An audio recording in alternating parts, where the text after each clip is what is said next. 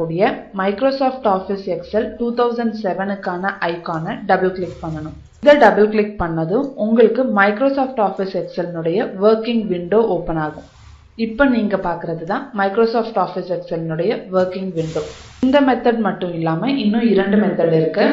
இரண்டாவது முறையா உங்களுடைய டெஸ்க்டாப்ல காணப்படக்கூடிய ஸ்டார்ட் பட்டன் மேல கிளிக் பண்ணணும்.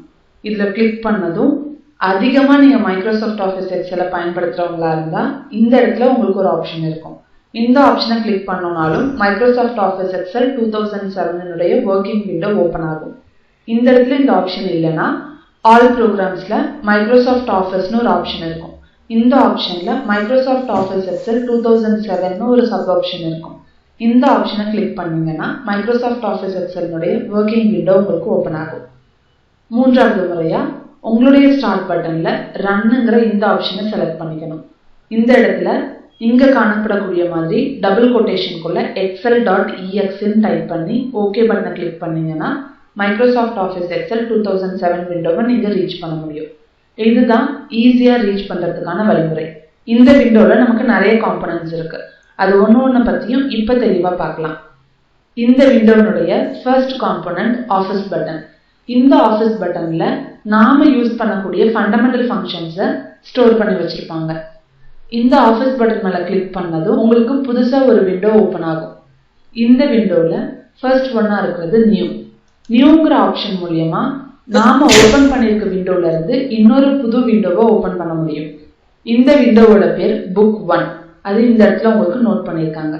இப்ப நியூங்கிற இந்த ஆப்ஷனை கிளிக் பண்ணதும் உங்களுக்கு ஒரு புது விண்டோ ஓபன் ஆகும். இந்த விண்டோல உங்களுக்கு 4 ஆப்ஷன் இருக்கு.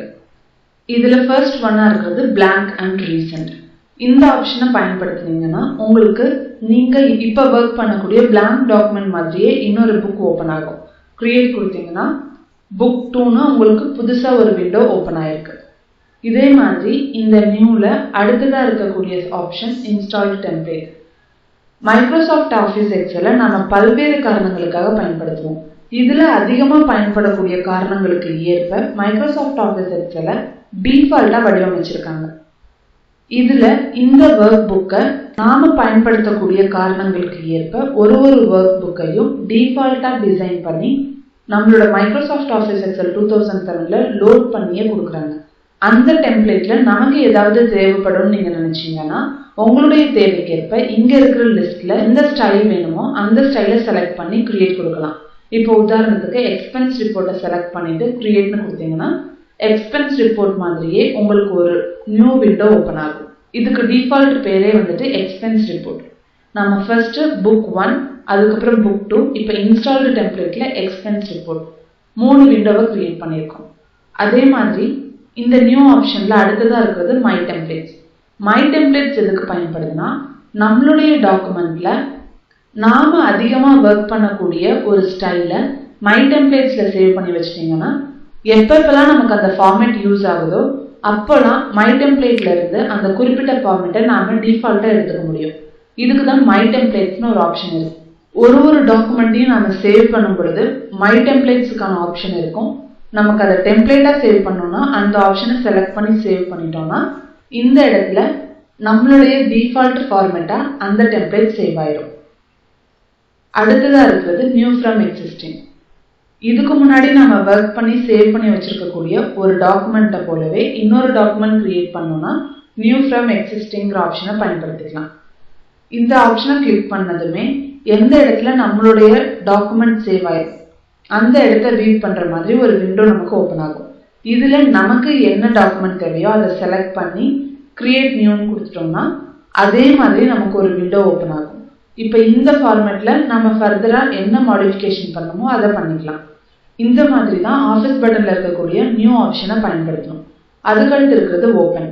ஓப்பன் எதுக்கு பயன்படுதுன்னா நம்மளுடைய கம்ப்யூட்டர்ல நம்ம ஆல்ரெடி ஒர்க் பண்ணி சேவ் பண்ணி வச்சிருக்க ஒரு டாக்குமெண்ட்டை இப்ப நாம ப்ரிப்பேர் பண்ணக்கூடிய டாக்குமெண்ட்டுக்கு ரெஃபரன்ஸுக்கு தேவைப்படுதுங்கிற சுச்சுவேஷன்ல ஓப்பன்ங்கிற இந்த ஆப்ஷனை யூஸ் பண்ணிக்கலாம்.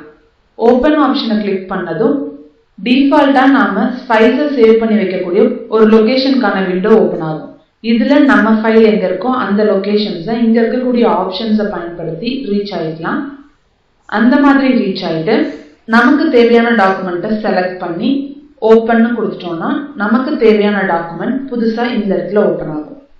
இந்த மாதிரி தான் ஓப்பன்ங்கிற ஆப்ஷனை நம்ம பயன்படுத்துறோம். அதுக்கு அடுத்ததா இருக்கிறது சேவ். சேவ்ங்கிற ஆப்ஷனை பயன்படுத்தி நாம இதுவரைக்கும் ஒர்க் பண்ணி வச்சிருக்கிற டாக்குமெண்ட்டை சேவ் பண்ணி ஒரு ஃபைலா நம்மளோட கம்ப்யூட்டர்ல சேவ் பண்ண முடியும். Save as. சேவ் ஆஸ்ங்கிற இந்த ஆப்ஷனை பயன்படுத்தி ஆல்ரெடி சேவ் பண்ணி வச்சிருக்கிற ஒரு டாக்குமெண்ட்டுக்கு டூப்ளிகேட் காப்பி எடுக்கலாம். அதனுடைய ஃபார்மேட்டை மாற்றணும்னாலும் மாத்திக்கலாம். நமக்கு கிட்டத்தட்ட 5 ஃபார்மேட் இந்த இடத்துல நமக்கு டிஸ்பிளே ஆகுது. இது இல்லாம உங்களுக்கு எக்ஸஸ் ஃபார்மேட்ஸ் வேணும்னா இங்க இருக்கக்கூடிய அதர் ஃபார்மேட்ஸ்ங்கிற இந்த ஆப்ஷனை செலக்ட் பண்ணிக்கலாம். இந்த மாதிரி செலக்ட் பண்ணிட்டோம்னா சேவ் பண்ற ஒரு விண்டோ ஓபன் ஆகும். இதுல சேவ் அஸ் டைப்ல மோர் தென் 10 ஆப்ஷன்ஸ்க்கு மேல இருக்கு. இதுல உங்களுக்கு என்ன ஆப்ஷன் வேணுமோ அதை செலக்ட் பண்ணி அதுக்கேற்ற மாதிரி நீங்க சேவ் பண்ணிக்கலாம். இதுக்கு அடுத்து இருக்கிற ஆப்ஷன் பிரிண்ட். இந்த ஆப்ஷன் நம்மளுடைய டாக்குமெண்ட்டை பிரிண்ட் எடுக்க பயன்படும். அதுக்கடுத்து இருக்கிறது ப்ரிப்பேர். நம்மளுடைய தேவைக்கு ஏற்ப நம்ம டாக்குமெண்ட்டை ப்ரிப்பேர் பண்றதுக்கு இந்த ஆப்ஷன் பயன்படும். நம்மளுடைய டாக்குமெண்ட்னுடைய ப்ராப்பர்ட்டிஸை ப்ரிப்பேர் பண்றதுக்கு ஃபர்ஸ்ட் ஆப்ஷன், நம்ம டாக்குமெண்ட்னுடைய ஹிடன் அண்ட் பர்சனல் இன்ஃபர்மேஷனை செக் பண்றதுக்கு செகண்ட் ஆப்ஷன், நம்ம டாக்குமெண்ட்னுடைய செக்யூரிட்டியை இன்க்ரீஸ் பண்றதுக்கு தேர்ட் ஆப்ஷன், மற்றவங்களுடைய ஆக்சஸை ரெஸ்ட்ரிக்ட் பண்றதுக்கு ஃபோர்த் ஆப்ஷன், நம்மளுடைய சிக்னேச்சரை ஆட் பண்றதுக்கு ஃபிஃப்த் ஆப்ஷன், எல்லா கரெக்ஷன்ஸும் முடிஞ்ச ஃபைனல் காப்பிங்கிறத இன்டிமேட் பண்றதுக்கு சிக்ஸ்த் ஆப்ஷன், காம்பேட்டபிள் மோட்ல சேவ் பண்ணோம்னா காம்பேட்டபிலிட்டி ஃபீச்சர்ஸ் எல்லாம் இருக்காங்கிறத செக் பண்றதுக்கு கடைசி ஆப்ஷன். இந்த மாதிரி நமக்கு என்ன தேவையோ அதுக்கேற்ற மாதிரி நம்மளுடைய டாக்குமெண்ட்டை ப்ரிப்பேர் பண்றதுக்கு இந்த ஆப்ஷன் நமக்கு பயன்படுது. அதுக்கடுத்து இருக்கிறது சென்ட் டு. சென்டுங்கிற ஆப்ஷனை பயன்படுத்தி நம்மளுடைய டாக்குமெண்ட்டை இன்டர்நெட்டுக்கு சென்ட் பண்ண முடியும். அதுக்கடுத்து இருக்கிறது பப்ளிஷ். நாம பப்ளிஷ் பண்ணக்கூடிய சர்வீஸுக்கு ஏற்ப என்ன வகையில இந்த டாக்குமெண்ட்டை நாம கிரியேட் பண்ணணுமோ அந்த மாதிரி பப்ளிஷ் பண்றதுக்கு இங்க இருக்கக்கூடிய 3 ஆப்ஷனை பயன்படுத்திக்கலாம். க்ளோஸுங்கிற ஆப்ஷன் இந்த விண்டோவை க்ளோஸ் பண்றதுக்கு பயன்படும். இங்க இருக்கக்கூடிய ரீசன்ட் டாக்குமெண்ட்ங்கிற லிஸ்ட் ரீசெண்டா நம்ம ஓபன் பண்ணியிருக்கிற எக்ஸல் டேட்டா ஷீட்ஸ்னுடைய நேம்ஸை டிஸ்பிளே பண்றதுக்கு பயன்படும். இதுதான் வந்துட்டு மைக்ரோசாஃப்ட் ஆஃபீஸ் எக்ஸல் விண்டோனுடைய முதல் காம்பனன்ட் பத்தின டீடைல்ஸ். அதுக்கடுத்து இருக்கிறது குவிக் ஆக்சஸ் டூல்பார்.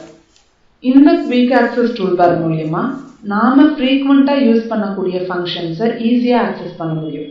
இப்போ உதாரணத்துக்கு இந்த டாக்குமெண்ட்டை சேவ் பண்ணோம்னா ஆஃபீஸ் பட்டன்ல இருக்கக்கூடிய இந்த சேவ்ங்கிற ஆப்ஷனையும் இந்த சேவ் ஆஸ்ங்கிற ஆப்ஷனையும் தான் பயன்படுத்தணும்.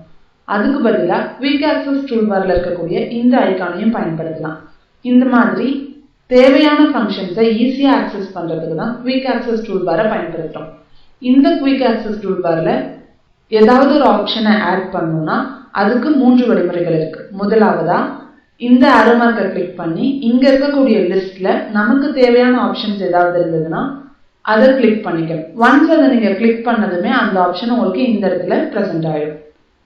ரெண்டாவதா இங்க இருக்கக்கூடிய எந்த ஆப்ஷன்ஸும் இல்லைன்னா மோர் கமெண்ட்ஸ்னு ஒரு ஆப்ஷன் இருக்கு. அந்த ஆப்ஷனை கிளிக் பண்ணதும் உங்களுக்கு மோர் கமெண்ட்ஸ் உள்ள ஒரு விண்டோ ஓபன் ஆகும். இதுல உங்களுக்கு எது தேவையோ அந்த ஆப்ஷனை செலக்ட் பண்ணிட்டு இங்க இருக்கக்கூடிய ஆடுங்கிற பட்டனை கிளிக் பண்ணும். இது மாதிரி எத்தனை ஆப்ஷன்ஸ் வேணும்னாலும் அதை செலக்ட் பண்ணி ஆடுங்கிற பட்டனை செலக்ட் பண்ணிக்கலாம். இப்போ நமக்கு தேவையான எல்லா ஆப்ஷன்ஸையும் ஆட் பண்ணதுக்கு அப்புறம் ஓகே கொடுத்துட்டோம்னா அந்த ஆப்ஷன்ஸ் எல்லாமே இந்த இடத்துல உங்களுக்கு பிரசன்ட் ஆகும். மூணாவது மெத்தட் வந்துட்டு நம்மளுடைய டாக்குமெண்ட்ல நமக்கு தேவையான ஃபங்க்ஷன் எந்த இடத்துல இருக்கோ, இப்போ உதாரணத்துக்கு இந்த கண்டிஷனல் ஃபார்மேட்டிங், இந்த கண்டிஷனல் ஃபார்மேட்டிங்கை உங்களுக்கு இந்த இடத்துல கொண்டு வரணும்னா இந்த ஆப்ஷன் மேல ரைட் கிளிக் பண்ணீங்கன்னா ஆட் டு குவிக் ஆக்சஸ் டூல்பார்னு ஒரு ஆப்ஷன் இருக்கும். இந்த ஆப்ஷனை கிளிக் பண்ணீங்கன்னா அந்த குறிப்பிட்ட ஆப்ஷன் உங்களுக்கு குவிக் ஆக்சஸ் டூல்பார்ல வந்துடும். ஆட் பண்றது மாதிரியே ரிமூவ் பண்றதுக்கு 2 மெத்தட் இருக்கு. ஒன்னு இந்த ஐகான் மேல கிளிக் பண்ணிட்டு இங்க இருக்கக்கூடிய டிக் மார்க் எடுத்து விட்டுட்டோம்னா அந்த குறிப்பிட்ட ஆப்ஷன் இங்க இருந்து ரிமூவ் ஆயிடும்.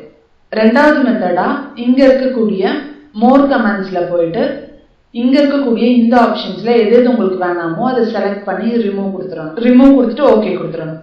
அதே மாதிரி இங்க இருக்கக்கூடிய ஆப்ஷன்ஸ் உங்களுக்கு வேணாங்கிற பட்சத்துல இந்த ஆப்ஷன் மேல ரைட் கிளிக் பண்ணி remove from quick access toolbar இந்த மாதிரி கொடுத்துட்டோம்னா குவிக் ஆக்சஸ் டூல்பார்ல இருந்து ரிமூவ் ஆயிடும். இந்த மாதிரி தான் குவிக் ஆக்சஸ் டூல்பார்ல ஒரு ஐகானை ஆட் பண்றதுக்கும் ரிமூவ் பண்றதுக்குமான வழிமுறைகள். இந்த விண்டோனுடைய அடுத்த காம்போனன்ட் டைட்டில் பார். இந்த டைட்டில் பார்ல தான் நாம ஓபன் பண்ணி ஒர்க் பண்ணிட்டு இருக்கிற டாக்குமெண்ட்னுடைய பேரு டிஸ்பிளே ஆகும். இங்க இருக்கக்கூடிய புக் 1 தான் இப்ப நாம ஓபன் பண்ணி வச்சிருக்க விண்டோவுடைய நேம். இதுல சைடுல போய் பாத்தீங்கன்னா இந்த மைக்ரோசாஃப்ட் ஆஃபீஸ் எக்ஸலை மினிமைஸ் பண்றதுக்கான ஒரு ஆப்ஷன், மேக்ஸிமைஸ் பண்றதுக்கான ஒரு ஆப்ஷன், க்ளோஸ் பண்றதுக்கான ஒரு ஆப்ஷன், 3 ஆப்ஷனும் உங்களுக்கு இருக்கும். இந்த 3 ஆப்ஷனையும் பயன்படுத்தி MS ஆஃபீஸ் எக்ஸல்னுடைய விண்டோவை ஃபுல்லா க்ளோஸ் பண்ண முடியும். அடுத்ததா இருக்கக்கூடிய பார் ரிப்பன் பார். இந்த ரிப்பன் பார்ல காணப்படக்கூடிய ஒரு ஆப்ஷனையும் நம்ம ரிப்பன் டேப்னு சொல்லுவோம். இந்த ரிப்பன் பார்ல லாஸ்டா இருக்கக்கூடிய இந்த question mark Microsoft Office Excel சம்பந்தப்பட்ட ஹெல்ப்ஸை ஆஃப்லைன்ல ப்ரொவைட் பண்ணக்கூடிய ஒரு லிங்க். இங்க இருக்கக்கூடிய மினிமைசேஷன் ஆப்ஷன் வந்துட்டு இந்த புக் 1 விண்டோவை மினிமைஸ் பண்றதுக்கான ஆப்ஷன். இங்க இருக்கிறது அது மேக்ஸிமைஸ் பண்றதுக்கான ஆப்ஷன், இங்க இருக்கிறது க்ளோஸ் பண்றதுக்கான ஆப்ஷன். ஒரு ரிப்பன் டேபு கீழேயும் உங்களுக்கு காணப்படக்கூடியது ஒரு ரிப்பன். இந்த ரிப்பன்ல நாம பயன்படுத்தக்கூடிய ஃபங்க்ஷன்ஸை குரூப்ஸா ஆர்கனைஸ் பண்ணி வச்சிருப்பாங்க. இந்த ஹோம் ரிப்பன் டேப்ல நமக்கு கிட்டத்தட்ட 7 குரூப்ஸ் இருக்கு. அந்த 7 குரூப்ஸ்குள்ளேயும் டிஃப்ரெண்ட் டைப்ஸ் ஆஃப் ஃபங்க்ஷன்ஸ் இருக்கு. இங்க நாம பார்க்கறது நேம் பாக்ஸ். நேம் பாக்ஸ் எதுக்கு பயன்படுதுன்னா செல்ஸ்னுடைய நேம்ஸை டிஸ்பிளே பண்றதுக்கு பயன்படுது. செல்ஸ் எதுக்கு பயன்படுதுன்னா நாம பயன்படுத்தக்கூடிய டேட்டாஸ் எல்லாத்தையுமே ரோஸ் அண்ட் காலம்ஸ்ல அரேஞ்ச் பண்ணுவோம். ஒரு ரோ ஒரு காலம்னுடைய இன்டர்செக்ஷன் பாயிண்ட் தான் செல். உதாரணத்துக்கு இந்த ஏங்கிற காலமுக்கும் இந்த ஃபர்ஸ்ட் ரோவுக்கும் உண்டான இன்டர்செக்ஷன் பாயிண்ட் தான் இந்த ஒரு செல். இந்த செல்னுடைய நேம் A1. அந்த A1ங்கிற நேமை டிஸ்பிளே பண்றதுக்கு தான் இங்க இருக்கக்கூடிய நேம் பாக்ஸ்ங்கிறது பயன்படுது. இங்க இருக்கிறது ஃபார்முலா பார். ஃபார்முலா பார் மூலியமா நமக்கு தேவையான மேத்தமேட்டிக்கல் ஆர் அனலிட்டிக்கல் டூல் சம்பந்தப்பட்ட ஃபார்முலாஸை இந்த இடத்துல தான் நம்ம டைப் பண்ணுவோம். அதுக்கடுத்து உங்களுக்கு காணப்படக்கூடியது ஸ்ப்ரெட்ஷீட். இந்த ஸ்ப்ரெட்ஷீட்ல தான் உங்களுடைய டேட்டாஸை ரோஸ் அண்ட் காலம்ஸ்ல அரேஞ்ச் பண்ணுவோம். டிஃபால்ட்டா மைக்ரோசாஃப்ட் ஆஃபீஸ் எக்ஸல் விண்டோவை நீங்க ஓபன் பண்ணதும் நீங்க பார்க்கக்கூடிய இந்த டோட்டல் விண்டோவை ஒர்க் புக்னு சொல்லுவாங்க. ஒரு புக்லயும் 3 ஷீட்ஸ் இருக்கும். அந்த 3 ஷீட்ஸும் உங்களுக்கு இந்த இடத்துல டிஸ்பிளே ஆகும். உங்களுக்கு எக்ஸ்ட்ராவா ஷீட்ஸ் வேணும்னா இங்க இருக்கக்கூடிய இந்த ஐகான் மேல கிளிக் பண்ண உங்களுக்கு புதுசா ஷீட்ஸ் வந்துட்டு இன்க்ளூட் ஆகிட்டே இருக்கும். இந்த ஷீட்ஸை இன்சர்ட் பண்றதுக்கு இன்னொரு ஆப்ஷனும் இருக்கு. இந்த ஷீட் மேல ரைட் கிளிக் பண்ணீங்கன்னா உங்களுக்கு இன்சர்ட்டுக்கான ஆப்ஷன் இருக்கு. நீங்க இப்ப செலக்ட் பண்ணிருக்க ஷீட்டை இந்த டெலீட்ங்கிற ஆப்ஷனை பயன்படுத்தி டெலீட் பண்ண முடியும். இந்த ஷீட்னுடைய நேமை ரீநேம் பண்றதுக்கு ரீநேம்ங்கிற ஆப்ஷன் இருக்கு. மூவ் ஆர் காப்பிங்கிற ஆப்ஷனை பயன்படுத்தி இந்த ஷீட்டை நீங்க மூவ் பண்ணவும் முடியும், காப்பி பண்ணவும் முடியும். இந்த ஆப்ஷனை கிளிக் பண்ணதும் உங்களுக்கு டிஃபால்ட் சீக்வன்ஸ் டிஸ்பிளே ஆகுது. இதுல உங்களுக்கு தேவையான மாதிரி இந்த ஷீட்ஸ்னுடைய சீக்வன்ஸை சேஞ்ச் பண்ணிக்க முடியும். நீங்க செலக்ட் பண்ணிருக்கிற ஷீட்டை ஒரு காப்பி எடுக்கணும்னா அந்த ஷீட்டை செலக்ட் பண்ணிட்டு கிரியேட் காப்பிங்கிற இந்த ஆப்ஷன் மேல கிளிக் பண்ணிட்டு ஓகே கொடுத்துட்டீங்கன்னா அந்த ஷீட் 7னுடைய காப்பி உங்களுக்கு இந்த இடத்துல டிஸ்பிளே ஆகும். அதே மாதிரி இந்த ஷீட்னுடைய டேப் கலரை சேஞ்ச் பண்ணணும்னா இங்க இருக்கக்கூடிய டேப் கலர் ஆப்ஷனை பயன்படுத்தலாம். இதுல நீங்க என்ன கலரை செலக்ட் பண்றீங்களோ அந்த கலருக்கு இந்த டேப் உங்களுக்கு டிஸ்பிளே ஆகும். அதே மாதிரி வீவ் கோடுங்கிற இந்த ஆப்ஷனை பயன்படுத்தி விஷுவல் பேசிக் விண்டோவை ஓபன் பண்ண முடியும். அதுக்கடுத்து இருக்கிற ஆப்ஷன் ப்ரொடெக்ட் ஷீட். இந்த ஷீட்டை சம் தேர்ட் பார்ட்டிஸ் மிஸ்யூஸ் பண்ணாம சேவ் பண்றதுக்கு இந்த ப்ரொடெக்ட் ஷீட்டுங்கிற இந்த ஆப்ஷனை பயன்படுத்தலாம். இங்க இருக்கக்கூடிய ஹைடுங்கிற ஷீட் வந்து இந்த குறிப்பிட்ட ஷீட்டை ஹைட் பண்றதுக்கு பயன்படும். அதுக்கடுத்து இருக்கிறது செலக்ட் ஆல் ஷீட். இந்த செலக்ட் ஆல் ஷீட்டை பயன்படுத்தி நம்மளுடைய எல்லா ஷீட்ஸையும் செலக்ட் பண்ண முடியும். நம்ம ஹைட் பண்ணி வச்சிருக்கிற ஷீட்டை அன்ஹைட் பண்றதுக்கு இந்த ஆப்ஷனை பயன்படுத்துறோம். ஷீட்னுடைய நேம் கேட்கும், ஓகே கொடுத்துட்டோம்னா அந்த ஷீட் வந்து திரும்ப நமக்கு விசிபிள் ஆகும். இது வரைக்கும் இந்த மைக்ரோசாஃப்ட் ஆஃபீஸ் எக்ஸல் விண்டோனுடைய இன்ட்ரோடக்ஷனையும் அதனுடைய காம்போனன்ட்ஸ் பத்தியும் தெளிவா பார்த்திருக்கோம்.